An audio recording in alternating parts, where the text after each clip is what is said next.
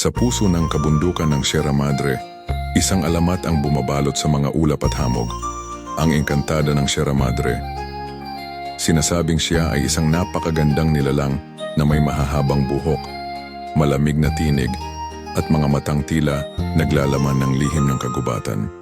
Pinaniniwalaan ng mga katutubo na siya ay tagapangalaga ng bundok, ngunit mapanlinlang at mapanganib. Kung ikaw ay isang mangangaso na hindi marunong gumalang sa kalikasan, maaari kang akitin ang kanyang awit sa gitna ng gabi. Maririnig mo ang kanyang tinig, malamig, mahina, ngunit mapanuksong sumisigaw ng tulong o nag-aanyaya ng pagkakaibigan. Kapag sinundan mo siya, hindi ka na makakabalik, mawawala ka at magiging bahagi ng alamat na rin. May mga kwento na nagsasabing may mga mangangaso noon na biglang naglaho, tanging kanilang baril, sombrero o mga gamit ang natagpuan sa ilalim ng punong kahoy. Ang ilan ay naniniwala na siya ay espiritu ng isang babaeng nawala sa bundok, na ngayon ay nagbabantay upang maprotektahan ang kalikasan mula sa mga sakim at mapanirang tao.